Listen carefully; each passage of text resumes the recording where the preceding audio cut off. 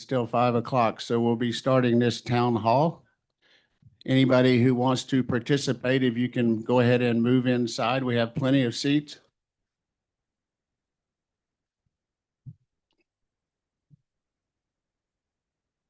Over here, because they'll go first.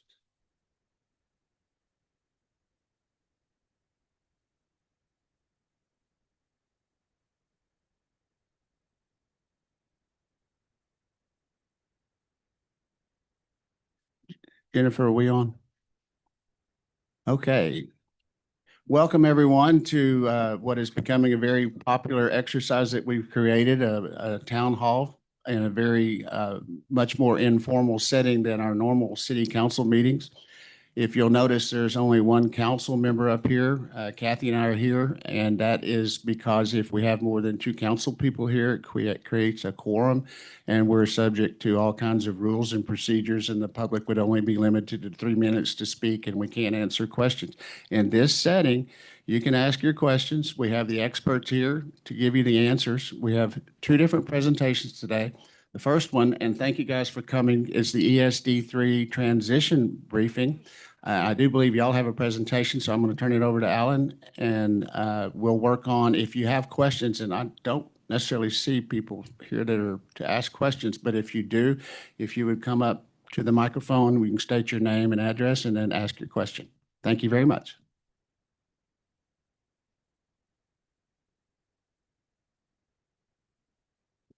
There we go. Green light. Thank you for having us here this evening. My name is Alan Johnson. As my colleague Kelly Curry, I serve as the Executive Director of ESD-3. And in that role, I also serve as the Chief or the EMS Director for the future ambulance service that we're in the process of building. You may be aware, 2024, late 2024, there was a ballot initiative here in Bastrop County to form ESD-3 as a mechanism to fund and oversee and improve EMS service in Bastrop County. That was a successful ballot initiative across the county, with the exception of the area of Elgin, which did not participate. A year later, in November of 25, they did join the district, and now the district serves the entire county. EMS in Bastrop County has a multi-decade history of being provided through contracts with private providers. There was never a county or city based ambulance service here until ESD-3 was put in place. Our current provider is Acadian Ambulance. They do have an ambulance here in Smithville. You probably see them on the main drag coming in town off of Highway 71. And up till this past June, there was only 4 ambulances available in the county. And it was routine that a couple things were routine. Number one is they would run out of ambulances. 4 was not enough for the call volume for our population and the 900 square miles that this county encompasses. The second thing that happened on a routine basis, and I mean multiple times a day, is you here in Smithville were without an ambulance, because this was the lowest call volume. Therefore, when any of the other higher volume ambulances went on a call, this ambulance would leave to go cover Elgin or Bastrop. And because that's part of what you do in EMS, is you move to the most likely location of the next call. And so consequently, there were very long response times here to this community. In fact, we were just talking over here a few moments ago about a spike in the fire department volume a couple of years ago. And my hypothesis, it was related to that. When the ambulance was coming from a long distance, they would request Smithville Fire to go respond with the ambulance and be there and provide some initial care. And so there were, it was a zero subsidy contract. And so Acadian ran that at a break even, which was 4 ambulances. And there were no funds to put additional ambulances up. And to their credit, they would routinely, multiple times a day, send ambulances from their operation in Austin at probably the detriment of their business in Austin to come in and assist here. And, obviously we're very grateful. They still do that today, but not nearly, they don't have to do it as nearly as often. We go to the next one. And so the ESD was put in place. The board was seated in January of 25. By April, the county commissioners had assigned the contract over to the ESD, and we began negotiations with Acadian to extend the agreement for another 18 months while we studied what's next. What was the best option for our community as we continue to grow? And in doing so, we negotiated that contract. We added funding to that contract so that we went from 4 ambulances 24 hours a day to 5, plus 2 additional peak trucks 12 hours a day. And so one of those peak trucks would come on at 10 a.m. to 10 p.m. or 9 a.m. to 9 p.m., one from 11 to 11. And so at peak times, there was 7 ambulances. Since that time, we've added a 3rd peak truck. So at peak times now, there are 8. So right now, as we sit here today, right now, there are 8 ambulances serving the greater Bastrop County area, which means your ambulance gets to stay here more often. And that's an incredibly important piece of that. After a very rigorous feasibility and financial study of the situation, the district elected to bring EMS in-house. And we're in a 1-year transition plan with that today. We're actually running ahead of schedule. I failed to mention one of the additional things a couple of additional things we put into this contract we're in right now with Acadian. We added a 24-hour-a-day supervisor. Previously, there was no local leadership here in the community. And so those ambulances, when they would make a call, they were on their own. Today, there's a paramedic supervisor that can respond along with them. Still today is no local management leadership here locally. The guy who's responsible for this operation is responsible for everything for Acadian from San Antonio to Dallas or to Oklahoma. And so one of the things that we felt was necessary as we looked at building the future system was local leadership, local field supervision, local accountability. We did put in more rigorous response time requirements. We did put in clinical performance metrics that are based on nationally endorsed clinical standards that are evidence-based to improve patient outcomes. And Acadian is reporting off of those. So we feel like we have a pretty good handle on the care that's being delivered today. But as we looked at it, if you were to add all the things that we felt a legitimate modern day EMS needed to have the right accountability here locally, the right level of clinical care, the cost of doing it through an outsourced contract versus doing it ourselves. Yeah, we can go ahead and change. Actually, Kelly, just tell me if I will just keep talking and miss it. So let's go one more. There we go.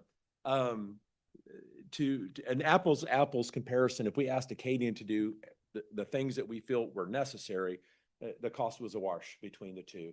And by doing it ourselves, we have that local accountability to the board and to the citizens to give you the value you deserve for the tax dollars that are being used to support it. So that decision was made to bring it in-house. We're in the process right now of hiring the staff. We now have the leadership team in place. We're buying the equipment that's necessary. We have 15 ambulances that are on order. The first 3 just went to production this week. And so we'll start seeing those ambulances start coming in June. And we have targeted October 1st as the go live date. When we go live on October 1st, we will go live with 8 24-hour ambulances plus 3 12-hour trucks. So in a 1-year period of time, we'll have gone from 4 ambulances to 8 at peak time to 11 at peak time. And that will, obviously continue to make a dramatic difference in response times. At least once a day, currently, we are getting down to 1 or 0 ambulances available in the county. And so with those additional units, we should have the surge capacity to manage that.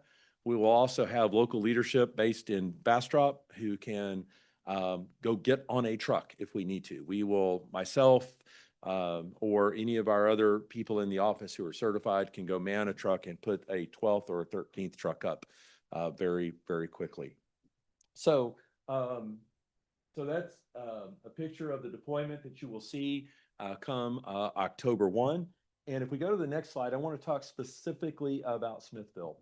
Prior to the infusion of additional resources that ESD-3 has funded, the response time compliance ran about 60 to 66%. The goal is 90% or better on scene in less than 10 minutes here in the city of Smithville. And obviously that was rarely happening. When you're running at a 60% compliance rate, your average is looking very ugly. And that's unfortunate. If you'll click it one more time, we'll see this blowout, what it's being performed now. This last month for priority 1 or life-threatening calls, of which there was 29 of those, the response time compliance was 96.55% under 10 minutes. And so dramatic improvement. Overall response times for priority 1 and priority 2 is running right around 97%. And so we're very, very pleased with that. Those additional ambulances mean, as I mentioned, your ambulance stays here more often. If we go to the last slide, we are now neighbors. As of today at about 3 o'clock, we closed on a piece of property, 103 Turney Street. You see the picture here. It's in the neighborhood, just down the road. We're going to do some minor modifications to the building around the garage doors. Those garage doors on the right are kind of narrow. They're 10 foot, and paramedics will back into just almost anything. And so we have a contractor that's going to turn those 2 big ones into, or 2 tall ones into one wide one. And then the wide one that's there, we're going to raise it because the ambulance won't fit into that one. And so the goal here is October 1 that all of that will be complete. And I will tell you, we heard some concern initially from some folks in the neighborhood. They were worried about noise. I will tell you, paramedics are some of the best neighbors you will ever have. Number one, if they're not on a call, they're smart enough to try to sleep. They are not very loud because they work 24-hour shifts. They try to take advantage of their downtime. As odd as this may sound, paramedics don't like sirens. When you have to listen to it all the time, the last thing you want to do is turn it on. And the general notion is if you're in a neighborhood, you don't run your siren unless you, for some strange reason, absolutely have to. And the last thing you want to do in the middle of the night is run a siren and wake people up and have them go, hey, maybe I should call an ambulance. And so don't expect that. I wouldn't expect them to run even, especially at night, down the main drag with a siren. They'll turn their lights on once they get out to the main road, but I wouldn't even expect them to run their siren unless they have to clear an intersection. And in the middle of the night, even, they probably will just slow down with their lights on, look both ways, and go through. Middle of the day with heavy traffic, you know, at lunchtime when everybody's running out to the barbecue joint or Pockets or, you know, something, you might see that more often. But don't expect that. And we're going to be, my board is very particular about, you know, keeping the station and the grounds looking well. So I think y'all will be pleased with that. And I'll be happy to pause here and answer any questions that you might have. Bill, if you don't mind, we are getting recorded, so you can come up. Repeat the question if that'll. That's fine. Repeat the question, but Oh, there we go. we can get got to it. him. Thank you. How many vehicles will be positioned at Turney Street, please? One will be stationed there, but if all the other ambulances are in service and this one goes out, we will move another ambulance here to cover Smithville. It's only if we get below 4 ambulances would we have to position them more centrally, but this will be one of our primary post locations. Anyone else? You said the response time had increased to up to 90% or something. How the compliance, how does that equate to the response time again? If you said that, excuse me. Yeah. So the way we measure this for priority 1 calls, which are life-threatening, the goal is to be there in under 10 minutes, 9 minutes, 59 seconds, or faster, 90% of the time. And so we're exceeding the standard today here in Smithville. Awesome. For a priority 2 call, it's under 12 minutes. So priority 2 call, a priority 1 call would be a cardiac arrest, chest pain, stroke, difficulty breathing, I'm having a baby, that sort of thing. A priority 2 call would be, I fell and broke my arm. Many of the motor vehicle accidents where there's unknown if it's injuries or not would be a 12-minute response time. And what you'll find, there's a growing movement in the industry to avoid going lights and sirens. Lights and sirens really don't get us there much faster, especially in a rural community. And so we will be monitoring that very quickly or very closely, looking for call types that we can deprioritize and run without lights and sirens, still get there quickly, but make it safer for everybody involved. And you're holding the microphone, which means you have. I don't have a question, but it's more of a statement. My husband is a fireman for Smithville Volunteer Fire Department, and I can attest to the fact that sometimes the ambulances, when they make the calls, they say they're out 45 minutes. And in the past, it's gotten better. It's much better, and there are a lot less of those calls where they're waiting for the ambulances, so. That's great news. Yeah. Well, and with Smithville being a volunteer fire department, not having paid staff manning the stations, we know we're taking them away from their families, we're taking them away from their jobs and so forth. And so we want them to come when we need them. If it's a cardiac arrest and we need that manpower, when motor vehicle accidents where we need help getting the patients out of the car or landing a helicopter, we need them to be there. We don't want to wear them out. We don't want to put them in a position where their families are going, are you leaving again? Or their boss is saying, hey, we can't have you, because if that starts happening to your volunteers, that will put your fire protection at risk here locally. Thank you, Alan. Anybody else have a question? We've got another part of the meeting that we're going to move to, unless anyone else has anything for Alan and the ESD I was just gonna city manager. ask real quickly, are most of your paramedics or the ones who will be stationed here ALS or BLS, and what advantage does that give? Great question. So paramedics are all ALS, but the providers on the ambulance, there will be at least one, what we call an in-charge paramedic, and that is a seasoned paramedic who's credentialed to do everything within the protocols. They may be partnered with either a junior paramedic, an EMT advanced who can start IVs, or EMT, which is just basic life support, bandaging, splinting, oxygen, but mainly assisting the paramedic in driving the ambulance. So there'll be at least an in-charge paramedic on board and at least an EMT.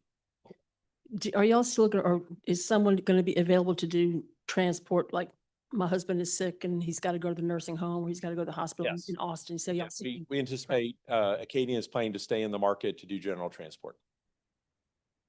And I would invite y'all to go to our website, bastropesd3.org. If you scroll, bastropesd3.org. If you scroll all the way to the bottom, there's a place to join our mailing list.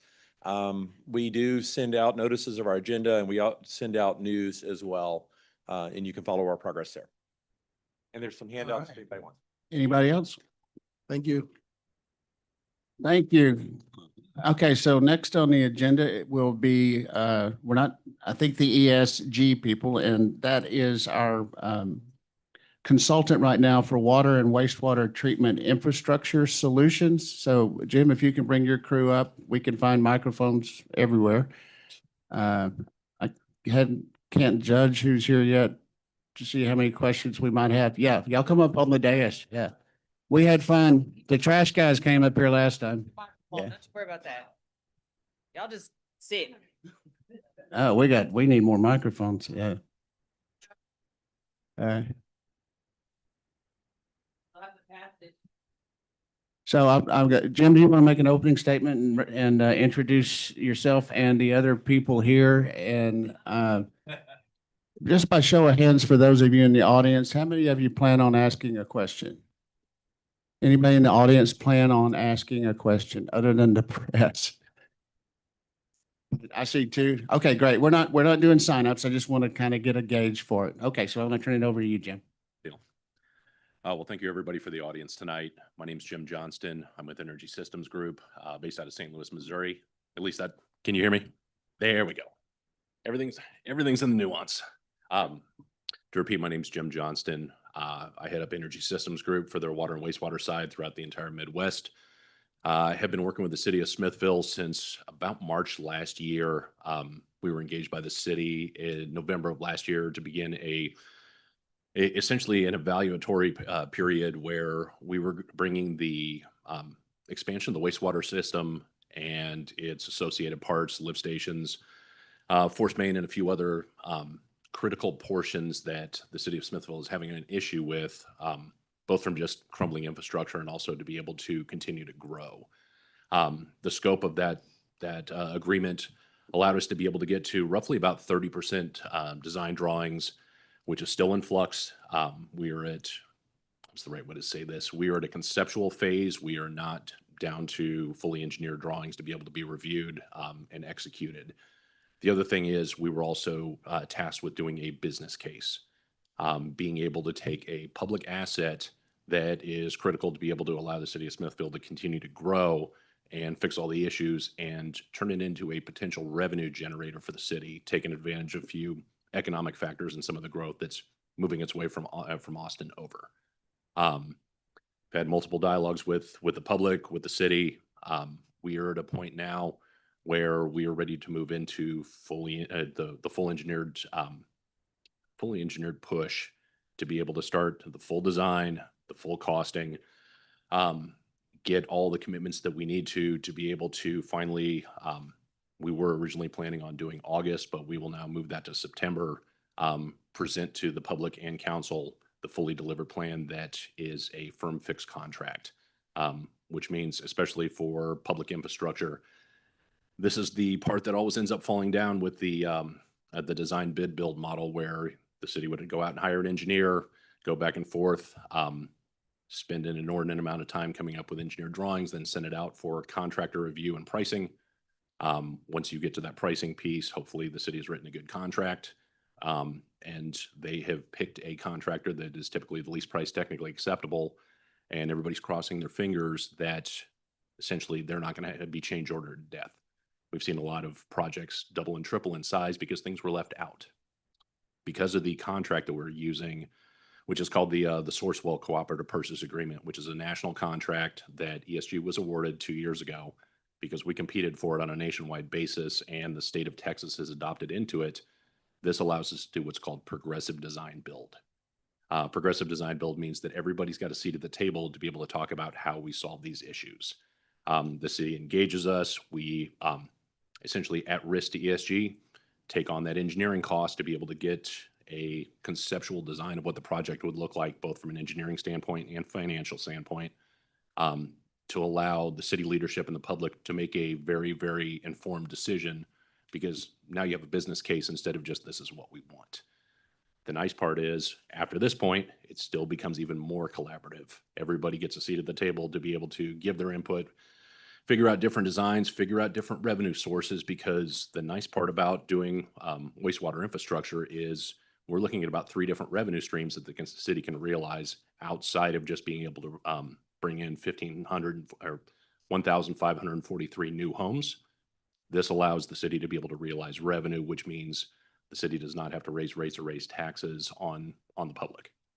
So we're really keeping cognizant of the public benefit for this and welcome any sort of public discourse to make sure everybody's comfortable with what we're doing. The really nice part about what we're doing is once in September we come in front of the city, instead of the standard design bid build model, because of the fact that everybody's in full agreement with what we're doing, we get to order all the long lead time equipment, which if anybody's been watching the news lately, supply chains keep slowing down more and more. Things take longer and longer to get there and get more and more expensive because of the fact we have a firm fixed contract. Once that contract is executed, we will be ordering all the major equipment because everybody's already in agreement, and we're not going to run that risk that then would have to be passed back to the city because we know what we're asking for, and everybody's already in full agreement. So there shouldn't be any gotchas at the end. So, would anybody else like to say anything? Jim, let Thank me do a clarifying statement real quick before anybody else talks, because we were at a stage in the March council meeting where this was being presented, and we had the opportunity to vote on this proposal and move it forward. But due to some questions, we decided to wait until April to bring this back up and have this town hall. So thank you for coming and being willing to share it. I'm understanding that because of the interest out there, this, I guess the service we're going to be able to provide is something that we may already have some potential customers out there.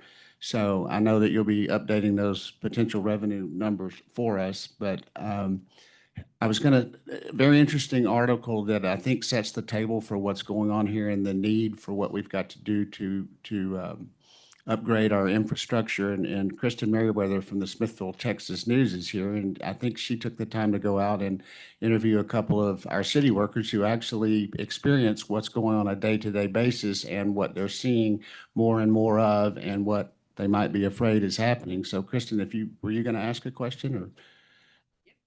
I was gonna let y'all, whoever, if the questions didn't get answered. Well, I was just trying to set the table because what your interview was very enlightening for a lot of people because you talked to the guys who are actually out there dealing with what we're facing on a day-to-day basis. Yeah. I think you got quite a few views on the Smithville, Texas News, but Yeah, I mean, yeah, for those of you who didn't, I interviewed, Otis and Paul. These guys back here are the unsung heroes of this community. When you guys go to the restroom, take your shower, whatever, that water goes away and nobody thinks about it. I don't have to talk to you guys. You guys are probably the ones. So, We agree. yeah, you agree. But yeah, I mean, it's not magic. It's happening because these guys are keeping this very old equipment going and up to date. And so yeah, that's what that article is about. So if you're curious, the number is a pretty big number, and it's a big investment in the community. But I invite you to please read that. Please look at the pictures that are in there as well that are kind of gross. This is what these guys are dealing with, and by not fixing this, it's not going to get better. I think that was the thing that everybody said. So, and I mean, you guys could obviously probably agree. So, yeah, I mean, I think my questions were not related to that article at all. I think I guess I'll kind of kick it off. To me, I came to the original. I can't remember the date. It was sometime last year. I'm sorry, I can't remember your name. Guy with the beard. My name is Randall. I'm with Reuse. I remember you're from Louisiana. Yes, I am. That's Clean water, clean water. when you came originally, whatever that was last year, I can't remember the month. There was a lot of talk about comparing the cost versus the BEFCO proposal that I believe was 2023, if I'm not mistaken. And that was before my time. So when we got to the numbers, from my understanding, and I never found a true number, and so somebody in this room can correct me if I'm wrong, I believe the original BEFCO was, the quote that I had from a meeting from the former city manager, it just said north of 34 million. When and you guys were talking about cutting that in half. When I saw the presentation from last time, I think it was 32.8, which is definitely not half of 34. So I know that there are revenue opportunities. I completely understand that. I understand the financing stuff, grants and whatever. I think what I'm looking for is where was that half and how did we get from half to where we are now to what you guys presented? So that was one. The filter thing that had come up, I think at the last meeting that we talked about. You guys have proprietary filters. We had an issue with another company that we had bought their proprietary whatever, spent a bunch of money. This is on the smart meters, smart water meters for those of you that come to council meetings all the time. And so we paid them a bunch of money. They came in, we're going to save the world and help you out. And now we owe $1.3 million. That company is belly up and we are sitting here having to go spend another $3 million. So wanting to make sure that we're not going to get in that position, or, how do you guys prevent that? And then just understanding the infrastructure and the pipes. From my understanding of the proposal that you guys had, it was mostly just the plants. But our pipes, they're the clay pipes. So how much are you guys going to replace? Like what, I think the Bevco proposal had a lot more replacement, as I understand it. And that's why I'm kind of clarifying. So that's three things, a lot of information. I can restate that if you want, but thank you. You never would have gotten that opportunity in a regular meeting. Just an update. I know there's a couple of inquiries that have been made. The addition of the mayor up here does not create a quorum, just to let you know. Two council members and a mayor does not create a quorum. So Well, I appreciate the questions. Not sure if I need this, but let's start with the first one, the cost. When we looked at the Bevco, we're looking at basically just a lot of repairs to what it was existing. There was some replacement, and most of it was repairs, identifying areas where you could bring treatment plants up to a snuff, if you will. That would get you by for another 10 to 15 years. So as we were looking at this and in conversations with Paul, Otis, with Edward, it became pretty clear up front that what we're looking at is not a 10-year plan, but more of a 25, 30, 35-year plan. So in that regard, a lot of the costs that you see there is not just a full replacement of plants and bringing in, new concrete, new infrastructure, new everything, but it's looking at how do we make this something that can last for a long period of time. For example, I think Gasly, the concrete plants are 70 years old, somewhere around that range. I don't anticipate that what we're doing today is going to last for 70 years, but what we're looking at is not a short term. So a lot of the cost that's additional is going to be something that we're looking at a lot more down the road. We're preparing for more growth than what the Bevco plan did. So there's a lot of infrastructure that's going to be going in that's really looking a lot more forward, and we're doing more of a full replacement than we are repairs and maintenance. Several of the, or at least 3 of the lift stations are going to be completely replaced. Before, there were pumps being replaced. There were some things that were going to be basically repaired and maintenance done, but now we're looking at full replacement. So we're really just trying to take a plan that was looking 10 years out, and now we're looking 25 years out, if that makes sense. So the cost is a lot more, but we're adding a lot more value to it because we're bringing in all new systems, all new equipment, things of that nature. Okay. Let's go to the third one, the lines. We haven't started looking at those lines yet. We do have some costing allotted for those. But for us, the goal always was take the highest priorities. In this case, those are going to be the lift stations that are really causing a lot of the workload that's out there. Get those replaced and all brand new. Then look at the plants and get those taken care of. And I think consolidation is a fantastic idea. And then we look at the lines and we kind of work in that order, taking the highest priority to the lowest priority. And I apologize. The second question was filters. Yes, proprietary. You're right. So the company that makes the filters, they have been around for going on 34 years now. They are growing. I would say that the filters themselves, if the membranes needed to be, if A3 went away and they were no longer available, there are other membrane companies that could step in and take their place. The blowers that are all there are non-proprietary. The pumps are non-proprietary. All the other equipment is non-proprietary. On top of that, all of the lift stations are non-proprietary. So the only thing that is proprietary are the filters, but they've been around for 30 years. There's a substantial growth that is occurring because membranes are getting more and more in demand.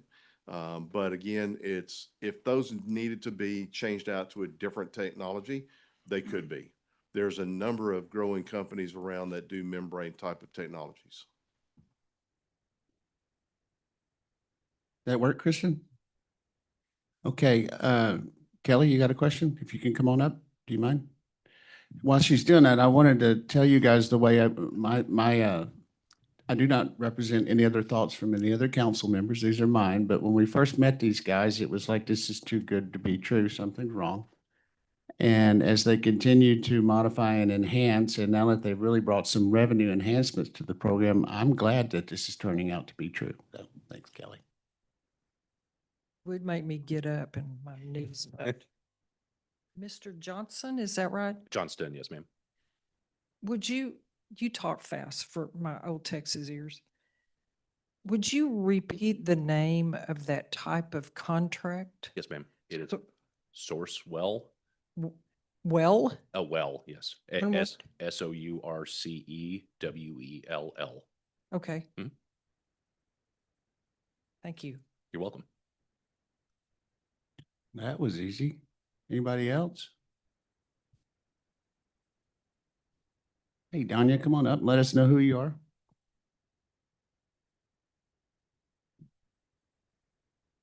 There we go. I'm Danya Tovar. I think this is kind of more of my question for this side of the room. Well, I guess both. So $32 million, you just said in 70 years, what y'all are proposing to build will probably need to be redone. In 70 years, we will still be paying on $32 million. So we don't have a lot of money in this town. To look at it like that, it doesn't make sense to us. We're still paying on what we have right now, and now we're having to do this. We don't want to have bill on top of bill on top, mortgage on mortgage, or loan on top of loan. And so it just doesn't seem to make sense that if in 70 years, if you're already telling us we're going to need to be replacing stuff, we're still going to be paying on this.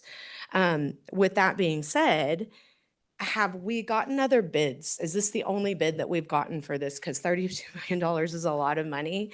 And I would really like to see 3, 4 other businesses or other companies that could do this, because it's not costing us any money to have y'all come in and give us a presentation. So why not bring in other people so that we can have our options, so that we can hear the same thing that y'all are telling us from other people, and listen to their prices as well, because we don't have the money to be forking over $32 million and then turn around and upkeep it as it's going. It does sound too good to be true, just to be honest, which is why I feel like we really do need more than just one bid on this, for sure. And I don't think that it needs to be, I think that we need to have more of these discussions, because this is a lot of money that's going to be coming out of our pockets. Mhm. And we just need to know that y'all are the best option and not the only option. That's all.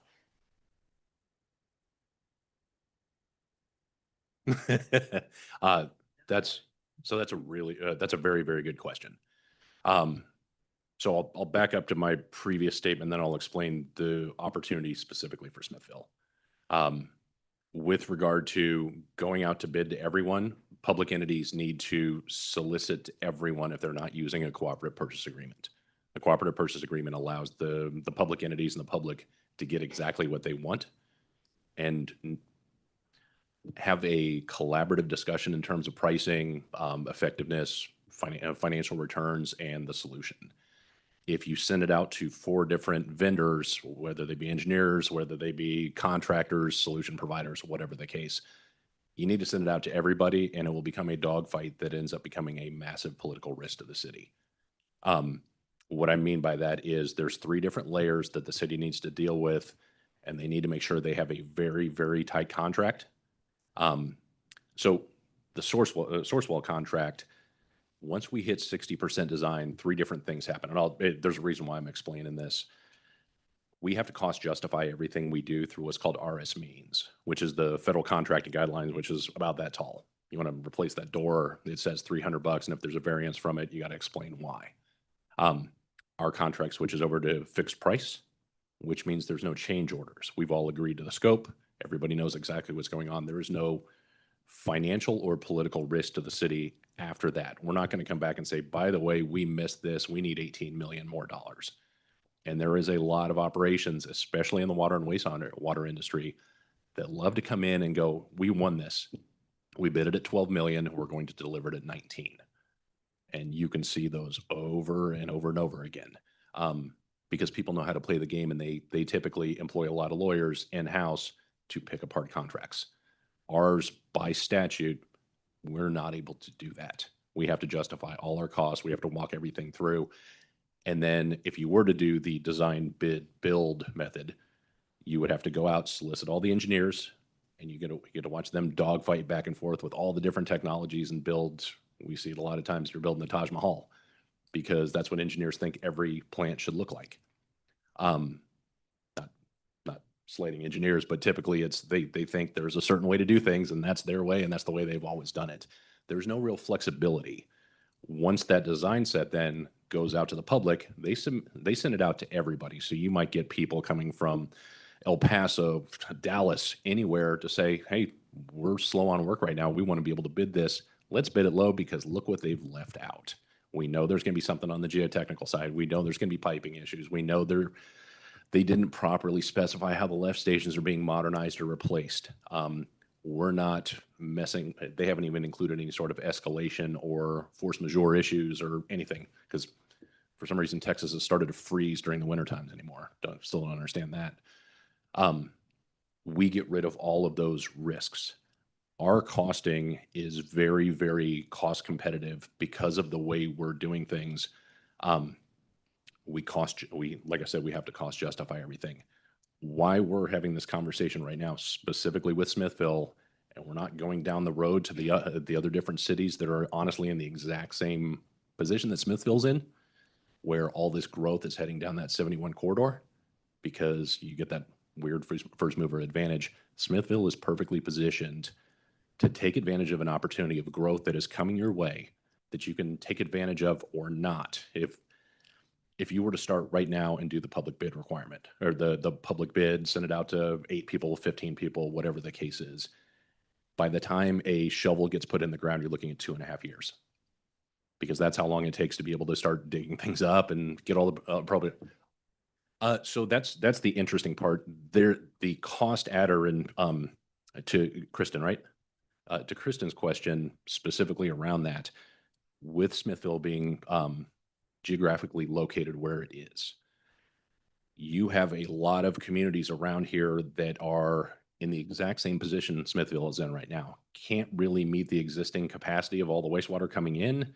You're short on water, you're short on infrastructure, you're short on money, but no one has taken advantage of this kind of revenue model that we're talking about, where essentially Smithville can be the receiving station to fix a lot of issues for a lot of the neighboring communities and bill for it.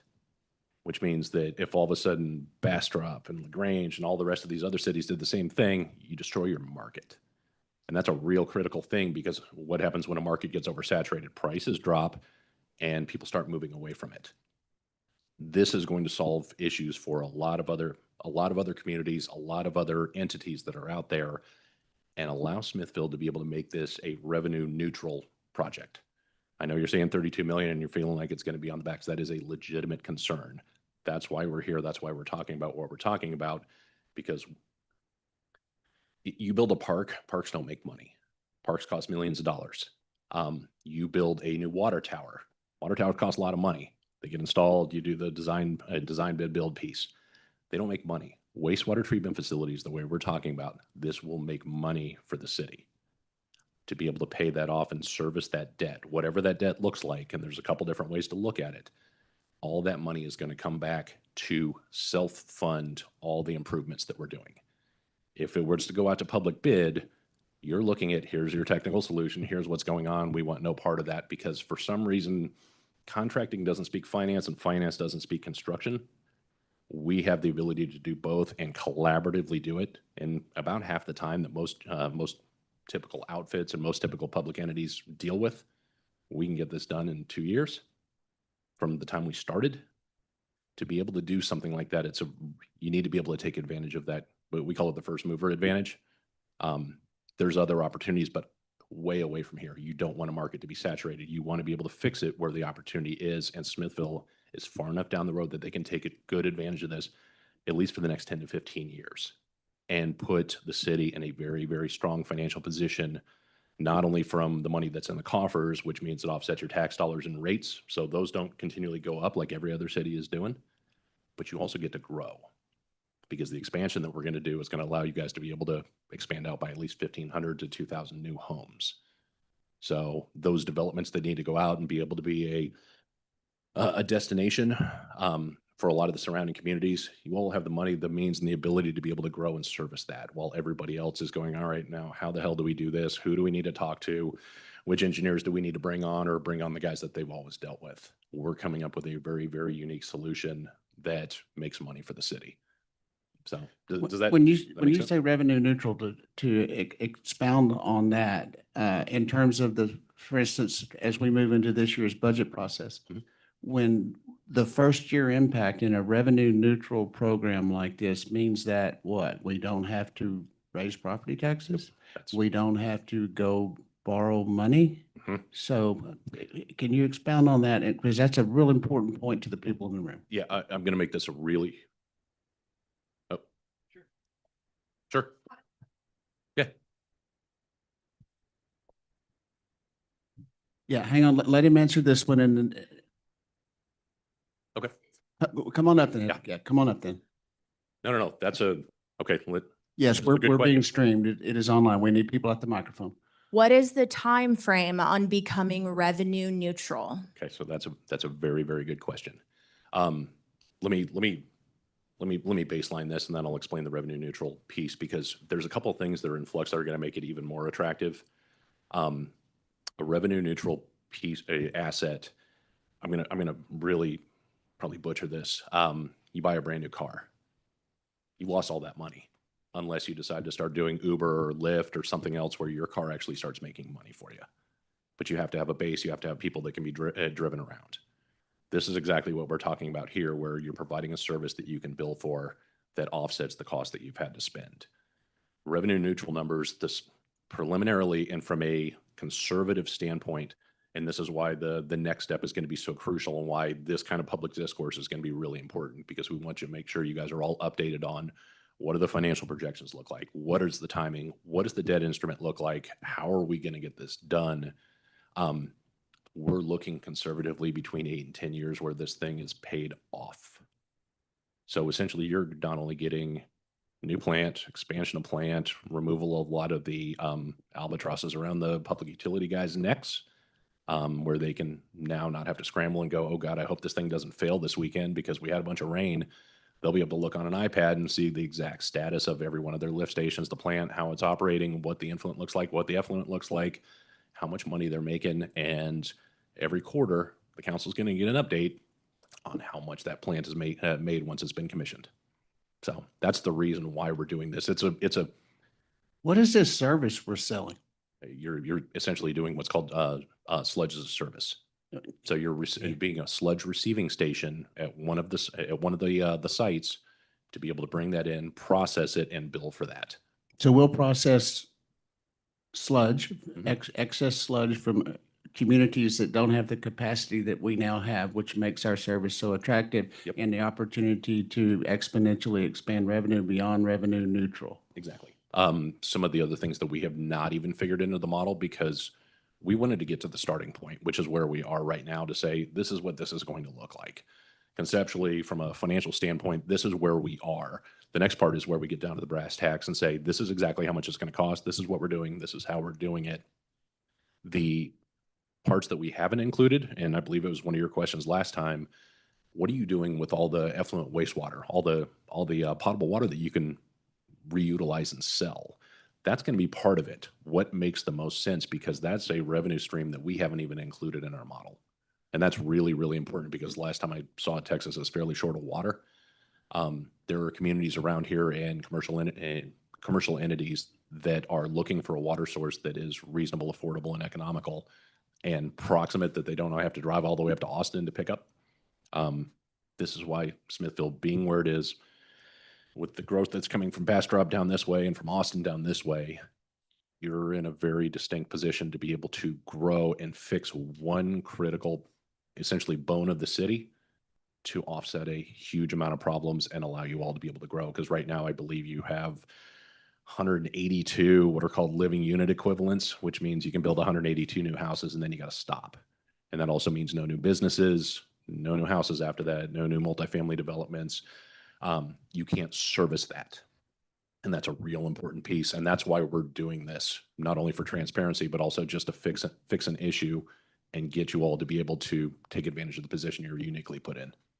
So. One other comment I'll make as far as the model that we're talking about here and what we're factoring in, something else that's pretty unique to what we do is helping the city of Smithville apply for different grants, incentives, all those kinds of things. So right now, we're not really even factoring that into this. We're applying for these and supporting the city to go after that. And we do, we're hoping that we can bring in some of those funds into this project as well. But everything that we've done thus far is a conservative estimate at this point. So that will only make this look even more attractive. One other comment I'll make on the design bid build piece of it, just to Jim's point, as far as how long it would take to even put a shovel in the ground for the city to take on that endeavor, costs only go up, right? So you think it's saving you money, but 2-3 years from now, what are costs going to be, right? Are you really saving that money in 3 years if costs have escalated 5-6% year over year? I don't know if that's the case. So. Yes, sir. Apologize that I'm not as familiar with this as I hope to be, but so you're taking in waste activated sludge from other municipalities. Mhm. What treatment process are you going to use to deal with that? The waste, the activated waste is going to actually go into the wastewater treatment system, will be further processed. And then as a byproduct, they're already going to have a sludge press on site. And so then the waste sludge will be processed out as dry cake. Okay, so you're going to bring in 1 ton of waste activated sludge. How much of that is going to be reduced by your own treatment? So you'll end up with, a half a ton, a quarter of a ton, 100 pounds of sludge that is the remainder. And you're doing this through an aerobic process? It is. So the process that we use through the membranes is completely different than a conventional plant. A conventional plant relies on basically one process. It's just an extended aeration process, right? Yeah. So they're trying to get rid of ammonia by converting it to nitrates and nitrites. With the membranes, we're using a biological nutrient reduction process, which incorporates basically anaerobic, anoxic, and aeration processes. So we'll have a much more robust biology. Whereas a conventional plant will have a mixed liquor of around 3,500 to 4,500 on average. Our plants run around 10 to 15,000 on the mixed liquor. So we're going to have a lot more degradation of the organics in there. So we're going to get rid of the nitrogen, get rid of the phosphorus. So a lot of that is still inside that activated sludge. So we'll be taking treatment of that. We'll probably reduce it by about 65%. There will be some growth of biology, right? So that we're going to have to take into account for it. But the cost of treatment for that is typically going to be less than a penny per gallon. That's what the actual cost of treatment. Then you have the cost of the press and things of that nature. What you would be looking at is getting around 14 to 15 cents per gallon coming in for the receiving of it, but the outgoing for treatment is going to be less than 2 cents. Okay, so your anaerobic digestion process, is it single phase or dual phase? It's actually a recirculation phase. So there's going to be an anaerobic process that goes to an anoxic process. From the anoxic, aerobic, and membrane, there's a 6Q circulation. And then between the anaerobic and anoxic, there's always a 1Q circulation. So what are you going to do with the methane that's produced? There won't be any methane produced from this. Well, then it's So- not an anaerobic digestion. Well, it's not an anaerobic digestion, right? Okay, So it's all right. an anaerobic process, but it's not anaerobic digestion. We're not looking to digest it. What we're doing is we're putting in a completely void of oxygen inside a process where bacteria that consumes phosphorus is going to thrive. Okay, But it's a very quick time frame that it's moving through. Again, it's always recirculating, all right. but it's moving through at such a fast pace that you don't get the methane buildup. Okay, so then in your calculations of what you're going to receive and what you're going to get paid for receiving waste activated sludge, what if you don't meet your targets? What if someone else, somewhere else, close by, far away, says, we'll take that sludge for half of what Smithville's charging? What consideration has there been for what your competition might be? There's always going to be a growth whenever you come to a market like this. There's always going to be other people who may want to, do the same thing. There's really only 2 or 3 anywhere close that can do it. But also when you look at the growth that's coming this way, it's really you're not concerned as much about taking waste sludge from municipalities as much as you are the growth that's coming along the way. There's going to be, at least as we can tell, between 30 and 50 new applications at TCEQ for wastewater treatment plants within about a 35-mile radius of here. It's those plants that have to haul their sludge somewhere else. If you go to Dallas or Fort Worth or Austin or anywhere else, they're limited on how much sludge they can take. Right. And so there's a huge demand. Most of those places will shut down at 2 or 3 in the afternoon. They won't take anymore. Right. So there's always going to be a saturation point to a point.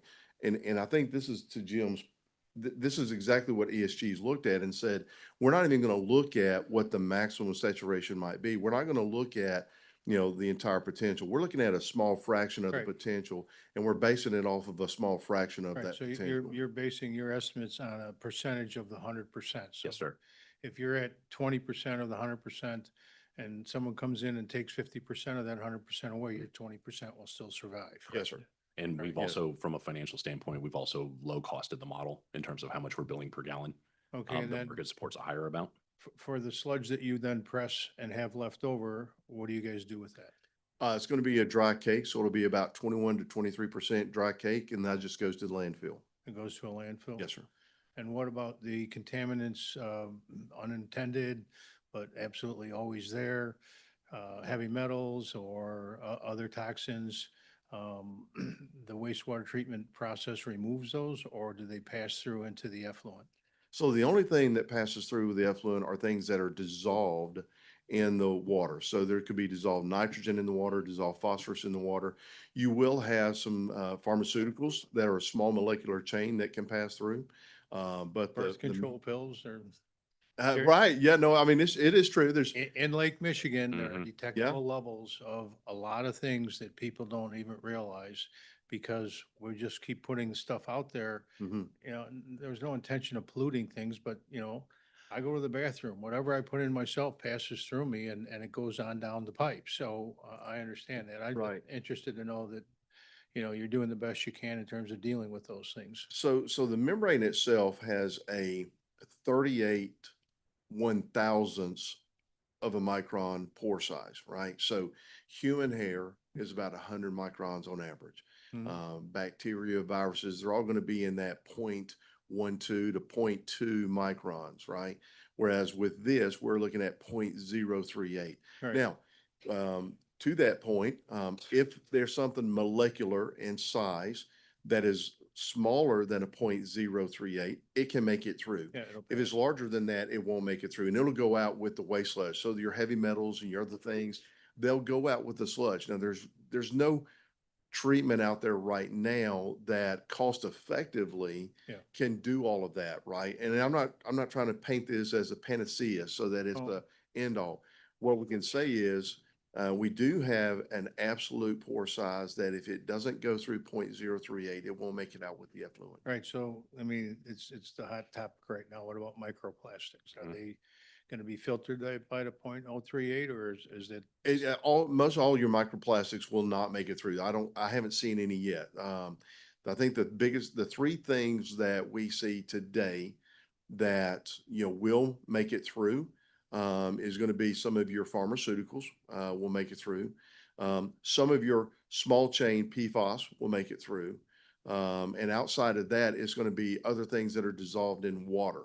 But those are the 2 biggest things. But microplastics, we haven't seen that coming through. We've tested several, but we haven't seen that coming through. Right, so basically you're saying you're charging 14 cents a gallon, and your cost is estimated to be approximately a penny a gallon. Under 2 cents total between the treatment and the sludge pressing, between those 2 processes, Right, and which are then going what to be about the combined sludge, to. the pressed sludge disposal? Yes, sir. And that's included in the 2 cents or Yes. less than 2 cents? Mhm. So you have a huge margin of error built into the model Yes. besides the conservative estimates? We do. And Randall, please correct me if I'm wrong. Your question specifically around PFAS and a lot of the medications that get into the water, especially through the wastewater treatment. It would be an interesting thing for the public to be able to see in terms of the effluent water coming off of the back of the reuse plant compared to the public drinking water. Okay. So. Thank you. Would you mind sharing your name and your background? Because it's fascinating, your level of understanding, which is way over my head, but y'all are getting down in My the name is sludge. John Heffernan. I live up by the state park. I'm really a degenerate gambler. I've traded computers my whole life, but I've had a business, pardon? No. So I come out of the financial markets 50 years plus. But I've done a business with my brother in anaerobic digestion, which is where my expertise is in there. Waste activated sludge, and the DuPage County in Illinois does a two-phase anaerobic digestion process with all of their waste activated sludge for the whole county. They generate enough methane gas and capture it to run an 18,000 horsepower generator on site and power all of their electrical needs, as well as power the entire vehicle fleet for the county. So. So how'd they do? Answering your questions. I mean, they did very well. I'm not up to date on, like two-phase anaerobic digestion is a very specific, but, highly effective way to deal with waste activated sludge. You have to be able to deal with methane gas. And if you don't have a way to store it and then consume it, then you're just creating another problem for yourself. Well, thank you. And a lot of that has to be volume too. You have to have enough of that coming in Yeah. to maintain that volume. Their facility is gigantic. A little bit larger than this. Yeah, and it's been running for 25 years. Yes, I mean, yes. very effectively. So, So, sir, based on what you've heard, would you gamble on this project? yeah. Based on the conservative estimate of what volume of a percentage of the produced sludge around that you're looking to gain, and then the conservative estimate about what your costs are going to be versus what you can charge, absolutely yes. Thank you. Thank you. Can I Yes, go sir. back and Yeah, answer a yes, couple of sir. the things? The question on the pricing, right? And I know that 32 million, you wanted to look at, how does that compare to some others out there? I can't give you an exact apples to apples, but let me throw out some examples. And I would even encourage you, I know that the Texas Municipal League, they put out a daily updates with all the happenings around the state of Texas, right? And I could go back for the last, let's just say 6 weeks, and I could pull all of those daily updates. And these are just some examples. The city of Ennis, Texas, they're looking at just a 1 million gallon per day plant, no infrastructure, no lift stations, nothing else, but just a 1 million gallon per day plant. And their engineers have told them that they need to be budgeting around $55 million for just the plant. And that's a conventional plant. The city of Marble Falls, they're growing their city by 1.5 million gallons per day. And they're putting in some infrastructure at the plant for 3 million gallons per day. But they're budgeting $125 million for that. We have the city, there's several cities out there that are all in the 500,000 to million gallon per day range, which is kind of where you guys are right now. And all of those are coming in at least 45 to 50 million. And I've seen some of them. I saw one that was a 500,000 gallon per day plant, which is what we've designed for just the Willow. And that one was coming in after all the bids. They actually went out for bid. The lowest bid was $87 million. So, and I'm not saying because I haven't seen their plans, right? So I can't tell you that there's an exact apples to apples. I'm only looking at the sizes of the plants and what's ancillary, what we can read in the paper, what was being included in that. But some of those numbers shock me. I've been in wastewater for years, and they shock me just how expensive some of these conventional plants are and how much cities are willing to pay. I think that with the ESG model, the source well contract, and the guaranteed maximum price, if I can use that word, to say that we're not going to exceed this. We guarantee it's not going to come back with change orders. The Marble Falls, the original estimate was $88 million. Once it went out for bid, they saw that it wasn't going to meet that. They had to go back to the Texas Water Development Board. They had to get more money from them, and all the change orders added up to $124 million. So that's what you're avoiding here. It's really, it's using the power of this team and this company to set a guaranteed maximum price and say, we're going to do all of this. We guarantee it's not going to exceed this. And we're going to look for ways to make sure that it pays for itself. None of those other cities that I told you about, none of them had revenue streams associated with it. So I understand, I've been in this business long enough. I understand those numbers are large. There's no question they are. I acknowledge that. But I will say, if you look at apples to apples, and if you leave me your email address, I'll send you some of those links to those other municipalities. You'll see that you will be shocked how much other municipalities are paying for their wastewater treatment plants.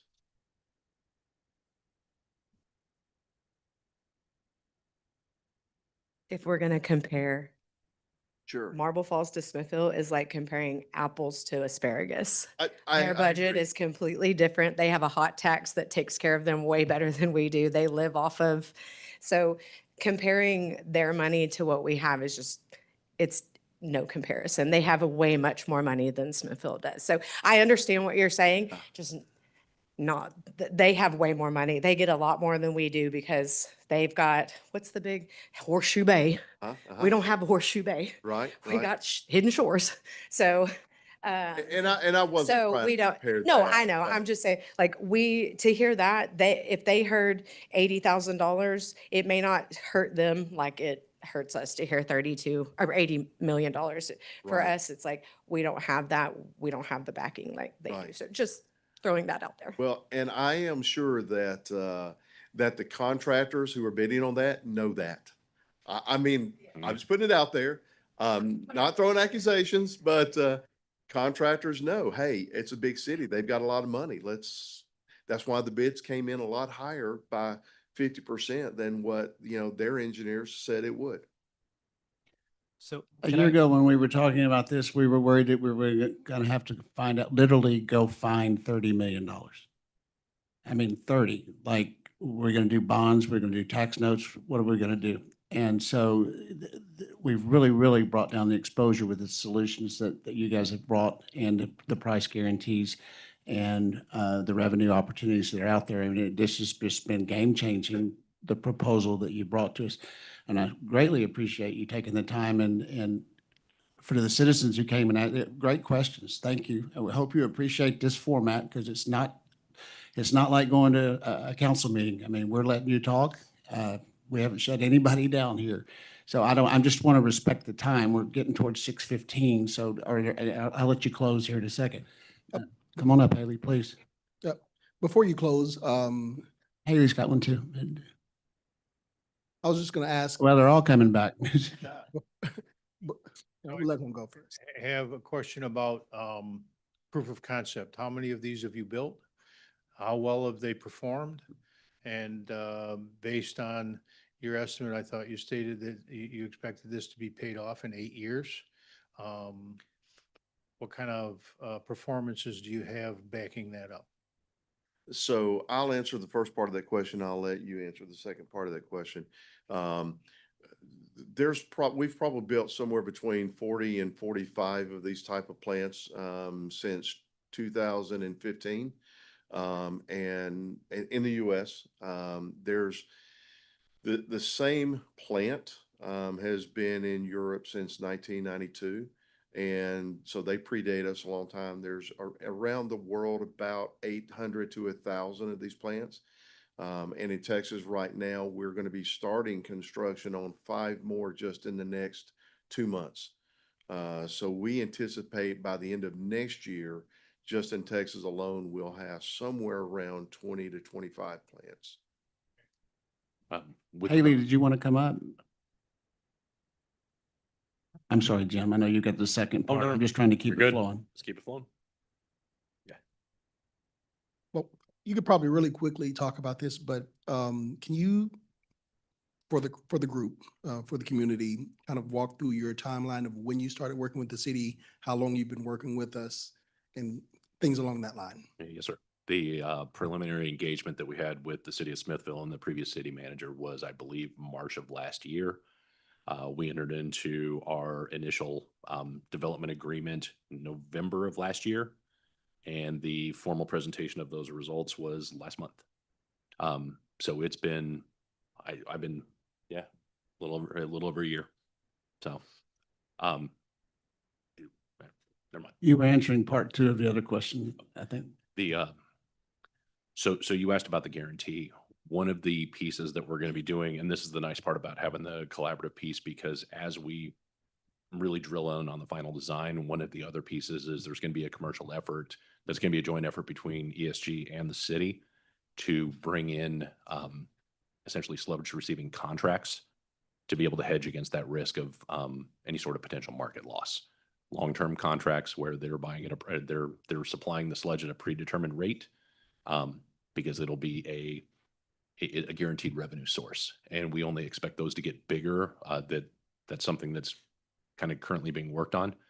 But the initial engagement with the different communities, the response has been very positive, because they don't like driving 2 hours to have their guys sit out in front of a gate, have the facility closed down, and then have them come back and then do it the next day. So.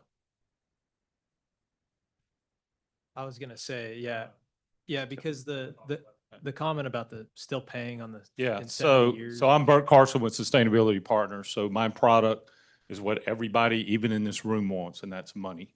So we're the money people. So a couple of questions y'all had, like you were talking about the priority thing and what happened with the last company going bankrupt and things like that. If we had been involved with those water meters, and we have, I don't even know how many water meter projects right now across the country, those are our problems. We would never put the city having that ownership and us being able to walk away. If we walk away, city basically has the stuff for free, because we're doing that.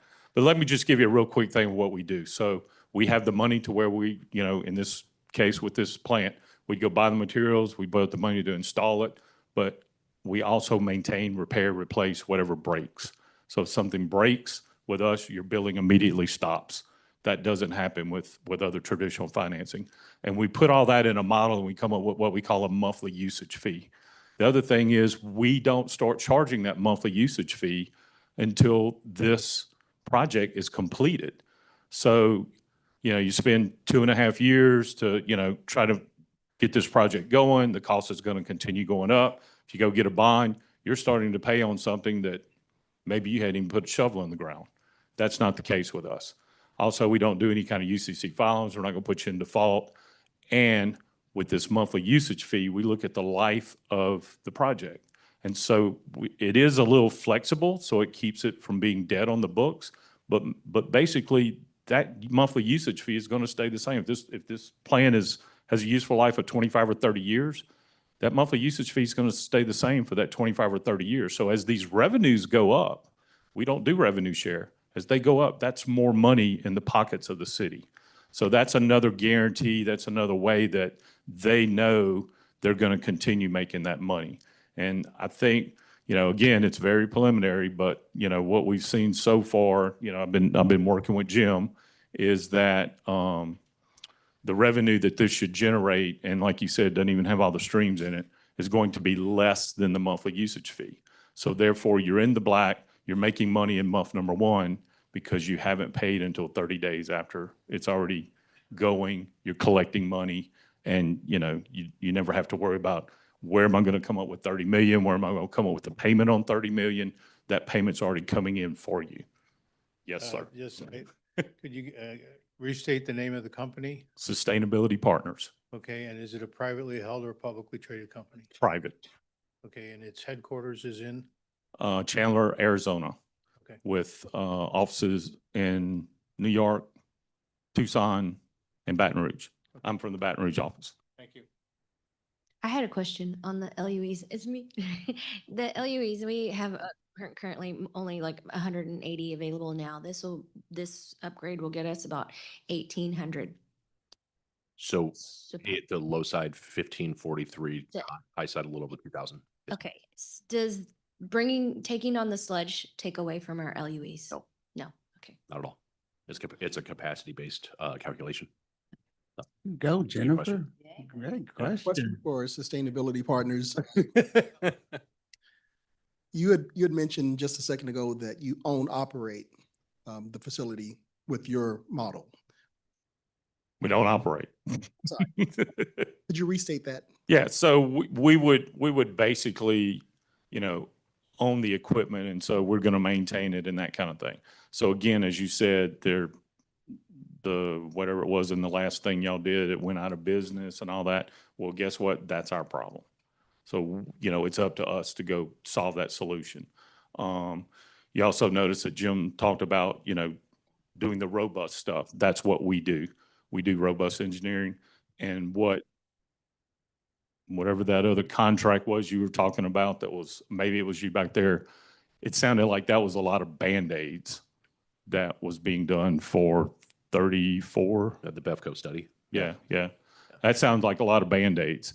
And where we're different, the way we maintain something, and I'll give you an example. City goes and buys a brand new computer today.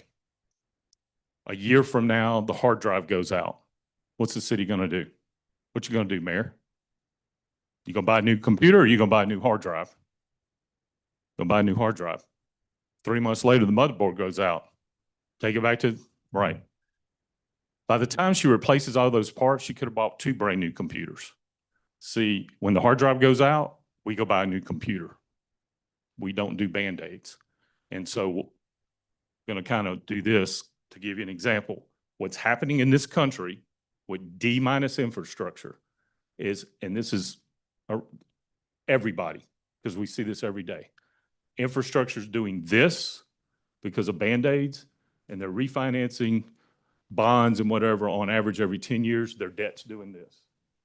What we do, because we don't do Band-Aids, is we're always improving your infrastructure doing this, and we keep that monthly usage fee here. That's the difference with us in traditional financing. One real quick example, like I said, we do a lot of water meters. We're 100% on water meters. Every one of our customers is making more additional revenue on the new water meters because of the technology, because of the expenses we're taking out of it. So it's not just on the back of the taxpayers, it's actually reducing expenses. But they're making more revenue, additional revenue, than what they pay us on our monthly usage fee. And that starts happening in month number 1. So Jacobs Engineering, which has nothing to do with us, did a study on one of our projects, doing the traditional funding with a bond and that kind of thing. That city would net out $10 million in 20 years. Using our model, it's $49 million. We take away all of that refinancing, that red tape, that time. We can deploy money in 45 to 60 days, not 2.5 years. So now we're getting something in. When they say it's going to cost $100, we're getting it for $100 now, not $150 in 2.5 years. And that's where a lot of municipalities mess up. They go get those bonds. By the time the bond comes in, it can't cover the new cost. And so that's why we're very fast and more efficient. So another key aspect to the sustainability partners model is their monthly usage fee changes every 30 days, roughly, right? So the opt-out could be every 30 days for the city of Smithville. If you receive grants, you can pay down, re-amortize your agreement with SP. That can change, right? We've been working on some of the grants. So Bert, you want to talk about a little bit of that? Yeah, so our contract is only 10 pages. If any of you have ever seen a bond, it's about this thick. Ours is 10 pages. And in that contract, the city can get out of it every 30 days. We don't mark up any goods or services. So let's say it's a 20-year product, and in year 10, Uncle Joe down the road died and left $100 million to the city, and they're going like, we want out. So they're buying it out based on what's left, kind of on a prorated basis, on 2026 prices, not 2036 prices. And so again, that's where we're different. A lot of these contractors all come in saying, yeah, we're only going to charge you like 6%, but You don't realize they're marking up this and marking up that, and by the end of the deal, they're making 40%. That's not what we do. And our investors are the same people that put money in the bond market. They're the pension funds and the, whatever. It's, the insurance companies, people that are going to be around for the next 100 years, just like this city's going to be around for the next 100 years. That's our different philosophy, is we're trying to develop 100-year customers, and we're earning that business every 30 days. We've asked these guys a lot of these questions in executive session and grilled them pretty well, and they did extremely well. But we wanted to make sure we came out to the public and to be transparent with you and give you the same opportunities that we had an executive. There were issues there that caused us to be an executive, so we brought it out front to you. Your questions have been better than ours, and they still continue to give great answers. So, hey, I'm gonna give you. Do you want to come up? We keep. Yeah, thanks. Hi, I'm Jamie Hanchy, and I was real concerned with the discharge coming off. I have about 5 acres between the new plant and the new plant and the river, and I also test water for the state of Texas. So I would like a little information on your discharge, what your process is, and how much maybe CFS you plan to put into the creek. We've found a lot of unforeseen substances in there now. The nice part is that we're not looking to discharge into the creek. We're not looking to discharge into the creek. None. No. And If we're all of that considering- will be treated and back into our town. Well, that's the ultimate goal. To get to that point, obviously he's going to take ways to use that water. But you wanted to know what's going out. She's going to show you right there. That's from one of our treatment facilities just south in South Texas, San Antonio area, and we had that tested under U.S. drinking water, and it passed U.S. drinking water standards. So we're real happy about that. But the goal ultimately, and whether that takes 2 years, 5 years, 10 years, ultimately, the goal is to reuse all the water that we can, right? So between now, the startup, whatever is being processed at the treatment plant, until we reach that goal of being able to pipe, all over the place, whether that's athletic fields or whether that's parks or whether that's new subdivisions that come in, it could be, and I'm not trying to tell you, it could be that part of that new subdivision is you have to take purple pipe and you have to irrigate all your common areas, right? Because we don't want them to use potable water if they have this as a water source. So our goal is to find all of those avenues by which we can reuse the water, thus the name reuse. So that's the goal. How quickly we get there is dependent upon a lot of factors, but we make every effort to get there as quick as we can. And will those buildings be rig buildings? You talked about building the Taj Mahal, but the last meeting I was in, I think we had 2 rig buildings just gonna be set to the side there. And I don't know how pretty that would be. Just what kind of facility are you building? And Yeah, so the process treatment will use concrete tanks. They'll be buried, so there'll only be 4 feet of concrete sticking out. So visually, it's going to be a very low profile. It won't be sticking up. No offense, Paul, but Gasly, you can see it from a distance, right? Because it's sticking way up. The other side of that is we will be actually having a metal building over the entire top of it. And there'll be some enclosure there for wintertime and those type of things. So I'm not going to say it's going to be the Taj Mahal, but it certainly won't be an eyesore either. It'll be something that'll look industrial, but it'll look nice. good. Well, thank you. Yes, ma'am. All right, we're almost at 6:30 here. This is some of us here are here she comes back.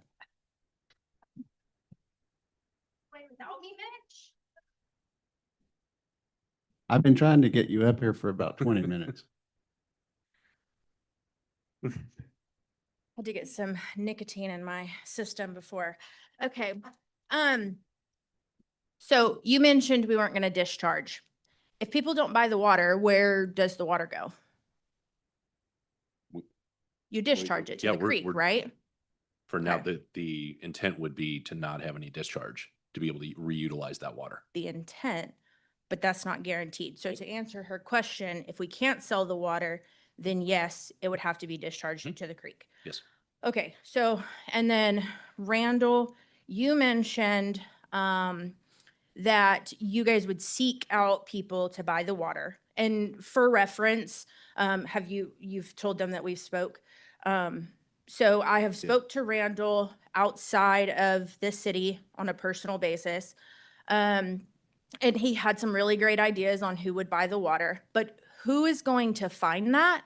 And is that included in the $32.8 million? That's a collaborative effort between us and the city. Is that included in the cost? Yes. Okay. Yes. All right. My next question is to you. Sorry, sustainability partners. Sorry, sustainability partners. What do you do if cities default? Number one. Number two, what is your interest rate? And number three, how many of all of these projects that you have financed in all of the country, how many have defaulted?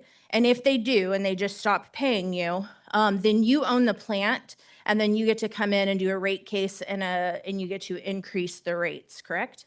Wrong.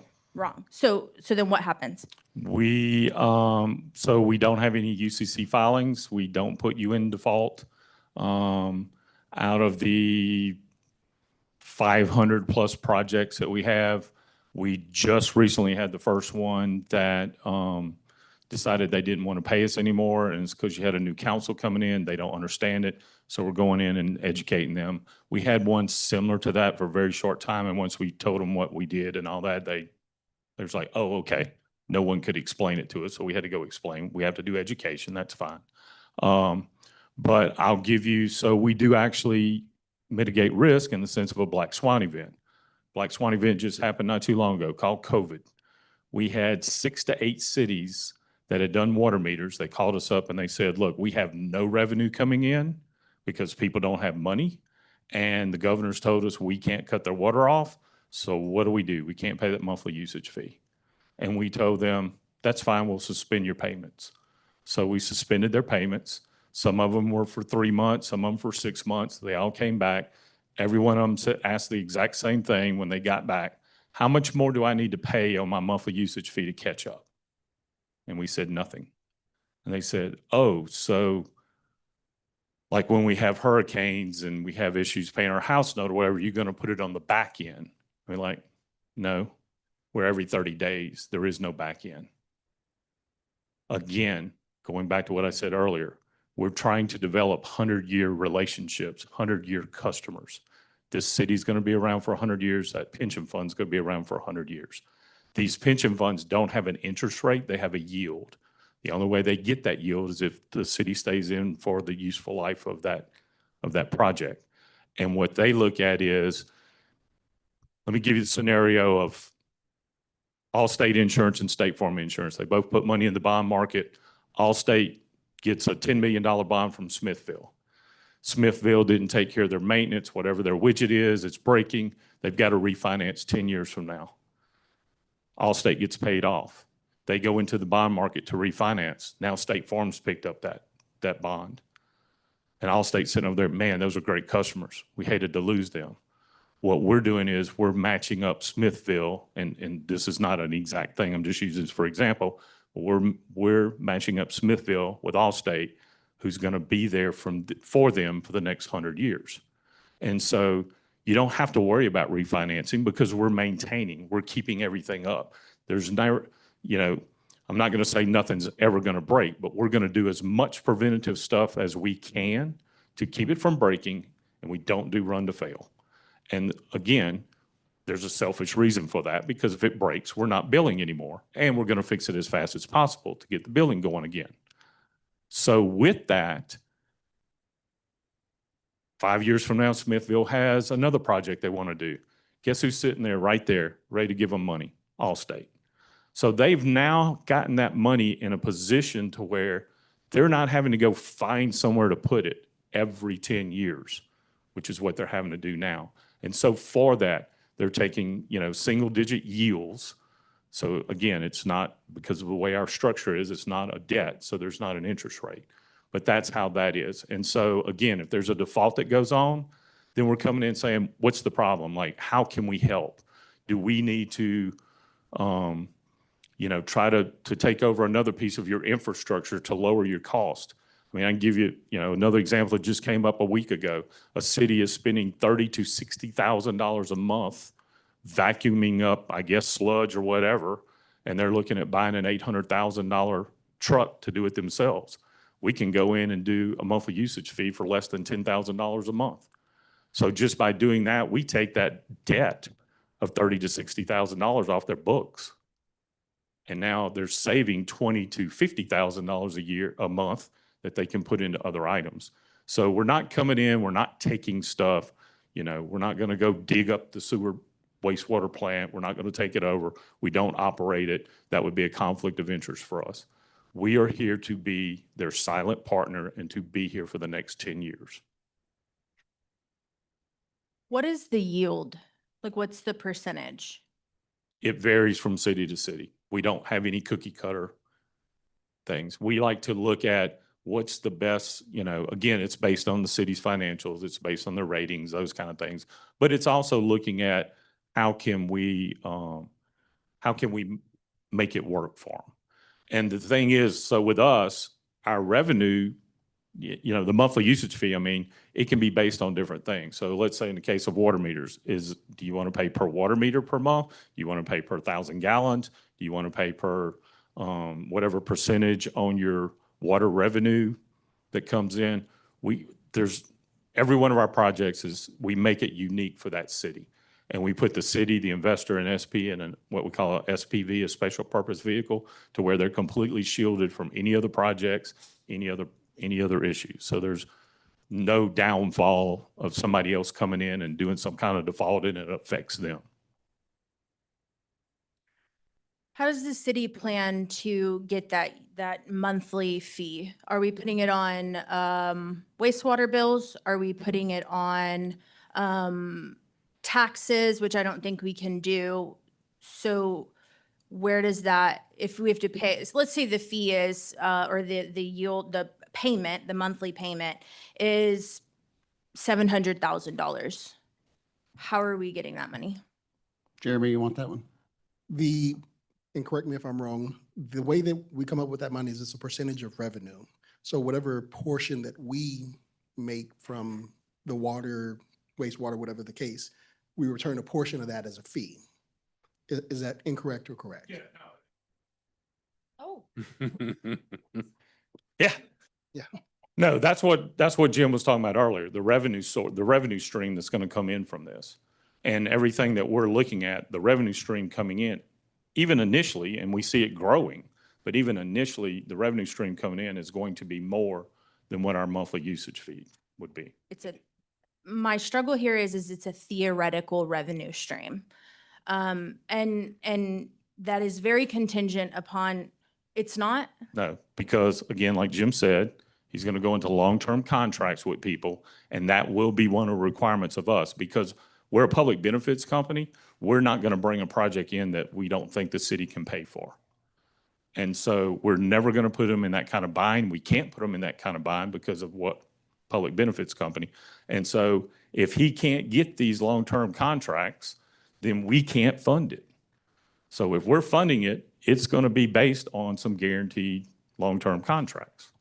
Okay, so then this leads me to my next question, which is where's that gentleman who was asking the questions? Okay, he just left. Okay, so you guys were talking about the 14 cents and then you dry it down versus 1 cent, and that was the cost of treatment. Where's the nearest landfill? I'm not familiar with that. Okay. It's in Hutto, someone said that? Okay. How many miles away is that?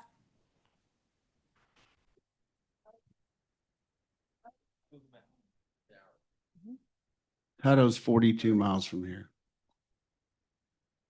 does the city own a dump truck that they use to drive that sludge to Hutto? So then we'll have to pay for the cost to take that. So 14 cents minus 1 or 2, so now we're looking at 12 cents per gallon or whatever it is. What's the trucking cost of that to get it, and the landfill fees? So we know that you have to pay for that as well, right?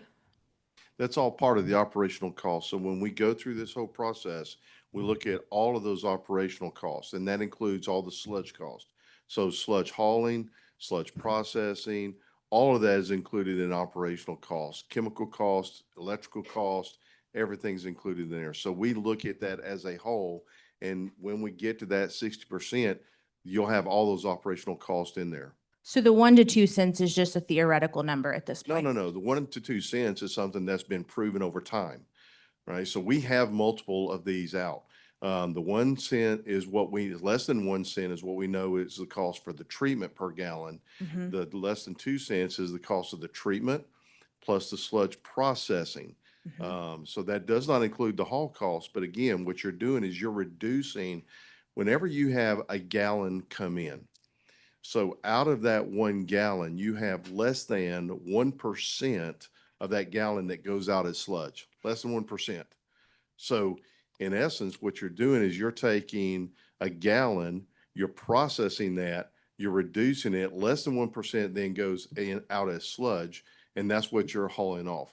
So I understand where you're coming from, but all of those operational costs will be included in the pro formas for you. In the final numbers. Okay. So you mentioned that you guys were installing 25-ish of these plants in Texas right now. How many of those plants within, say, 25 to 50 miles are set to be installed in the next 1 year? Within 25 to 50 miles of Smithville, how many? We have 4 going into the Bastrop area, which all would be within that radius. Okay. Will they accept sludge? No, none of them have committed to accepting sludge, but 3 of those 4 are going to be private developments. They will not be accepting sludge. The only one that has discussed it is the city of Bastrop, but they have not yet committed to anything. So they're still in maybe like the beginning stages as Yeah, well. So we're ahead of them. Way ahead of them. okay. Regardless, even if they do decide, then it would be fair to say then theoretically that they could probably accept sludge at a much cheaper rate than the city of Smithville could at that point. So then now, Why cheaper? because they're closer, so the hauling cost of coming to Smithville, if you were to go, let's say from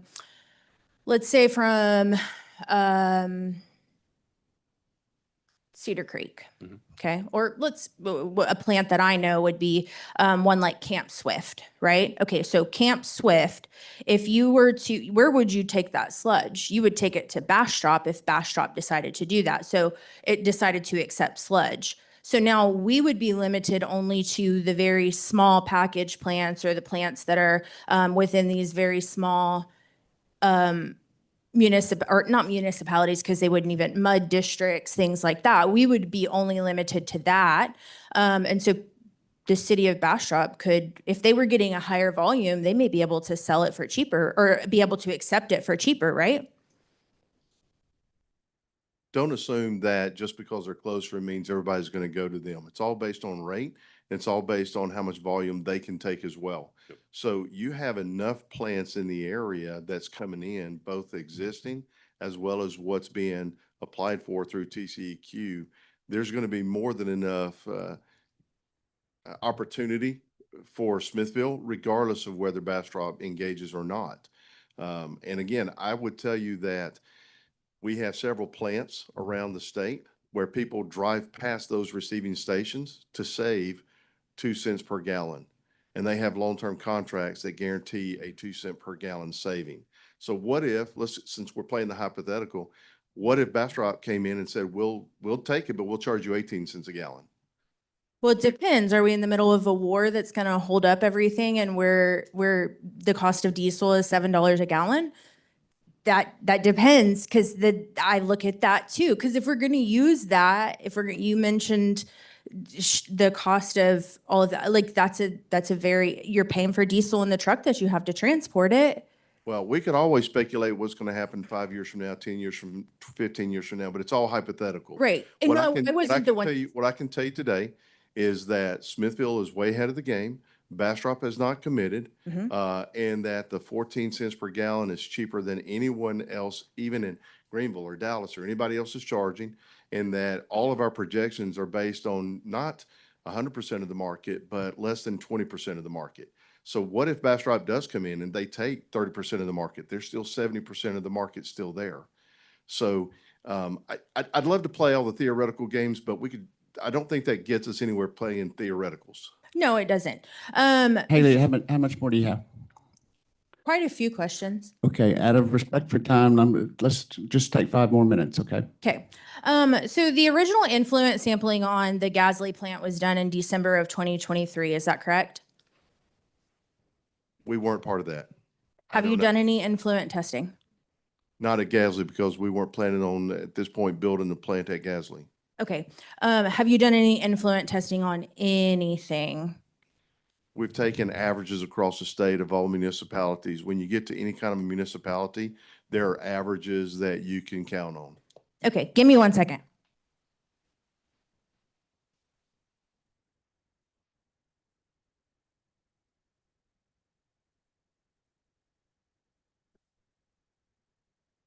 So, oh, hold on.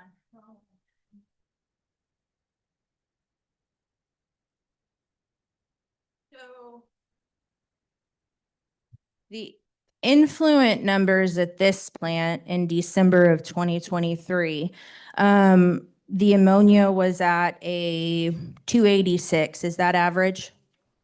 That's not average. Was that a grab sample?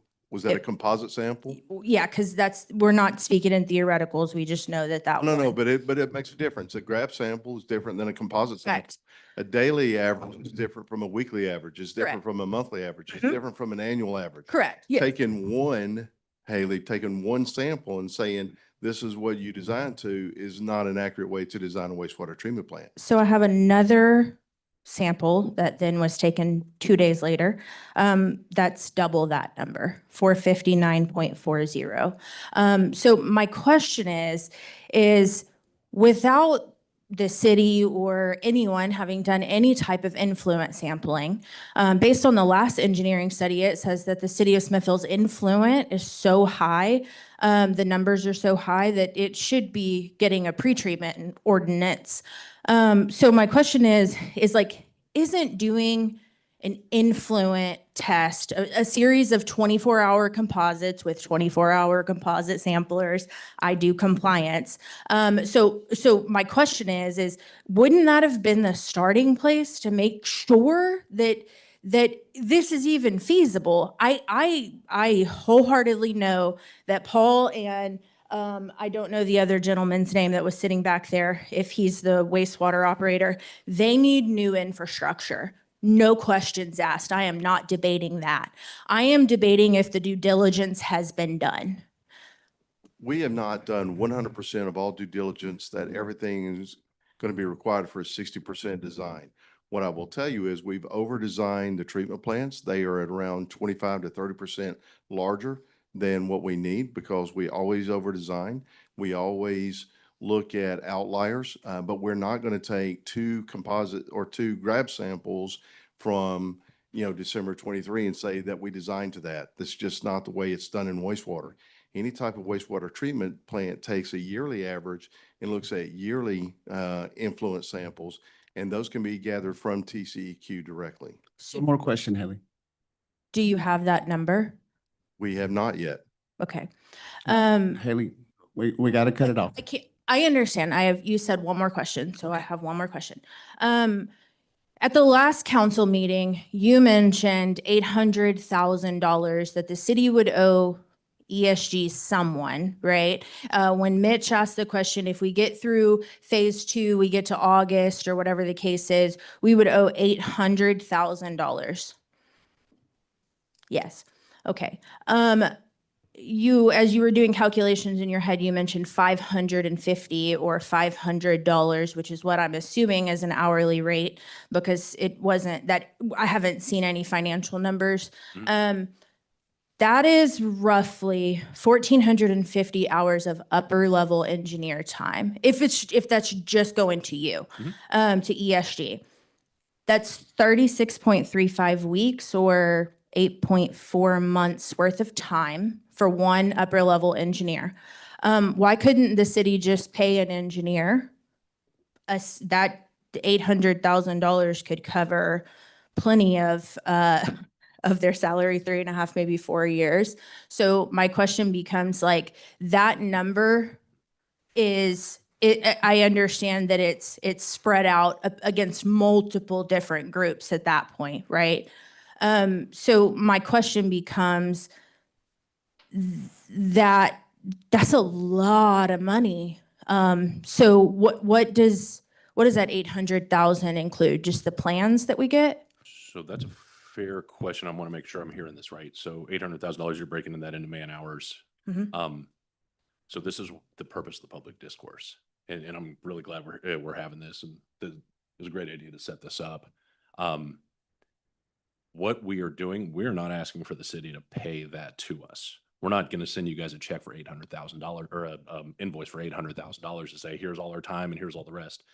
If for some reason the city decided every one of the council people wanted to build a statue to themselves, and they're going to take all the money and go a completely different way and walk away from this project, all we ask is that we had the engineering partners and the other service providers that we brought in and our engineers get paid for their time and effort. That was a rough estimate. We're not asking for money. All of that money is going to be right now fronted by Energy Systems Group to be rolled into the project as it moves forward once all the financial models are done and everything else. One of the other pieces, and the reason why I said the public discourse piece is good, is we also engaged a group called New Gen to be able to do a rate study in case for some reason the city decided they didn't want to go with the SP model. They didn't want to go with any sort of other kind of outside the box financing mechanism. They just wanted to take out a revenue bond. You need a rate study to be able to justify rate increases. So that was already included in phase 1. We've also got all the engineering study done by Reuse. We have other engineering partners, our own people that have been doing site surveys, engineering studies, estimations, cost walks, bringing contractors through, doing everything else. The $800,000 estimate was, hey, if something goes completely sideways and nobody can make a decision anymore, it was, hey, we're going to sit down and have a fair negotiation. It wasn't I'm being paid $1,400 an hour. I'd love to be, but I'm not. We're here to be able to essentially provide a service to the city at capital risk to us. Okay, thank you, Jim. Thank you, Haley. I appreciate it. I'm sorry to cut you off, but we've been going for a while here. So does anybody else? I'm sorry. Anybody? Yes, ma'am. I think a lot of people are using. Can you come up? Oh, sorry. Can't hear you. I think a lot of people, particularly with capital projects, everybody's thinking of this $32 million and this is going to be a bond. I think, I'm not going to speak for anybody in the room, but I know that's what I thought. So you guys have all had these conversations in the meetings. I'm just going to be really blunt and honest. You have not been clear about what this is going to look like. So can you guys just take, and again, very simply, like, what am I as a taxpayer what is this going to look like to me? Because revenues and this and that, like, yeah, are we going to go out to a $30 million bond? If so, good luck. So yeah, can you explain that? So kinda. I want to be able to answer the question, but I also want to set the stage for what's next. Your question is a very valid one. What I would actually propose is, so next city council meeting is the 13th, is the 13th of next month. We would come in, we're going to do a little more discourse in a public setting, and then I would say probably 2 months after that, which is midway through our design process, we're going to hold another town hall. We're all going to sit down because by that time, We're going to be 70% of the way there, roughly. We're going to have a lot of answers to the questions. We're going to have a lot of the financial pro formas already built out. We're already going to be well underway for some of the long-term sludge contracts. And we're going to say, this is what we're honing in on. This is what this is looking like. Because after that council vote, we're going to start doing geotechnical studies. We're going to start looking at all the bones of the city and looking at the infrastructure. What are the gotchas that we need to get ahead of before the 60%? 2 months later, which is going to be halfway in that process, because we committed to about a 4-month delivery to the 60% number. We'll hold a town hall meeting 2 months into it for this exact same thing. But forgive us for the informality. We didn't know what we were going to be experiencing in this public town hall, so we didn't have a presentation. That 2 months, we're going to come back with a formal presentation saying, this is where we are. This is what we're seeing. Still conservative estimates, but this is what it's looking like to get everybody. These are your buildings. These are your tax dollars. These are the utility rates that you're paying. You have a stake in this whole thing, just like we do. Our abilities to be able to execute, you also to be able to take advantage of the service, but ask the smart questions. We don't have the smart answers yet. That will give us enough time to be able to prepare and say, here's everything we're seeing. What questions can we answer? Thank you, Jim. So at council, you're going to have to Right, come vote. back up. Sorry, you're going to have to vote on something on the 13th. So if we don't know, if we don't have the specifics today, what are you asking them to vote on that date? And what does that commit us to? So that is the pre-construction development agreement. That is essentially another enhancement to the original one that we have to allow us to do all the testing to get to the 60%. It's a repeat of that agenda item. Yes, What sir. we did, we were Exactly. scheduled to vote it last time, but we stopped it to do this. Yep. So does that clarify? Okay. Yeah, it's just making sure that we're not committing to that project. No. No, it's the pre-construction contract. Nope. This is not committing into the total project. This is allowing us to be able to do what we need to do to get those answers, to be able to get the hard engineering and the smart approach. Because right now, and I hate to say this, I don't like to sound stupid, but we don't know. We know there's the opportunity. We know the sizing. We know a rough order magnitude as to how much this project's going to cost. We have a rough idea of how much we're going to be able to make, which I think is woefully short of what it will be. But that's just personal opinion. And we need the ability with all of you, the city leadership, to be able to say, here's how we're going to move forward with this. And we have continual updates to be able to get questions answered, work through things. We don't have all the answers that we need at the moment. And we're very good at acting very, very fast because our team is very solid. But we haven't been able to go through the full due diligence process because we got to the point to say, yes, we have a project. Yes, it's going to look roughly like this. To get the hard answers that you all are looking for, that 2 months should suffice to be able to start delivering those and saying, here's what we're seeing. And I think it's worth repeating part of what was discussed earlier, that you're already not only actively seeking revenue streams and partners, but are being sought out. Yes, sir. So I'm sure that you can. Nothing. Haley, come back up because we got people in TV land.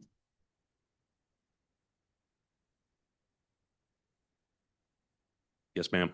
So if you guys vote next month, April 13th, yes, Red Bull, caffeine and nicotine. If you guys vote next month and you say, yes, absolutely, we're going to move forward with phase 2. And then you mentioned that you would have everything in 2 months after that. What if at that point we decide, forget this, we don't want to do this. How much do we owe you? So that's where we'd sit down and have a conversation with the council to come up with a fair and reasonable amount. Last time it was 800,000, and that's all I want to say. That was, okay, that's fair. Thank you, Haley. Anybody else have a question? Very, very much appreciate you guys coming and facing the. Good. So the mayor's bringing up one last good question. Currently, we are projecting, Canyon, correct me if I'm wrong, we're looking at a projected grant amount to be able to come in at roughly about $7 million. Or is that a little high still? No, it's Yeah, probably a little It's been high. in flux. So we've isolated at least the one in particular to be about $2 million that we're going after, but then there are additional grants that we're going after in addition to that. So the one that we've gone after is the Clean Water State Revolving Fund, and we're isolated $2 million out of this. And that's what that's what we submitted the PIF for. There are additional grants that are coming that we're already going to support the city going after and hoping and increasing that number. But right now it's 2 million that we've isolated. And which only That enhances was the overall budget. Absolutely. no interest if I'm not mistaken. Yeah, correct. Nope, it makes sense. And because the nice part is this progressive design build approach that we're doing, it allows us to be able to advocate with and for the city. It allows us to be able to take advantage of certain channels that we have for discretionary earmarks and other free money sources, I guess is the best way to say it. The more cost effective we can make this project, the better. Because honestly, I don't do projects to go, I don't, the projects that ESG goes after and this team goes after, we're not here to answer the mail to say, hey, you guys are building a brand new wastewater treatment facility. Let's get in the mix. We only typically go after projects that either make money or save money. And that's a real important differentiation because that's a lot of factors that all have to come together to say, yes, this really makes sense. This makes sense to use our contract. This makes sense to use our resources and walk everything through. And since my first engagement with Smithville, it's this thing just keeps making more and more sense.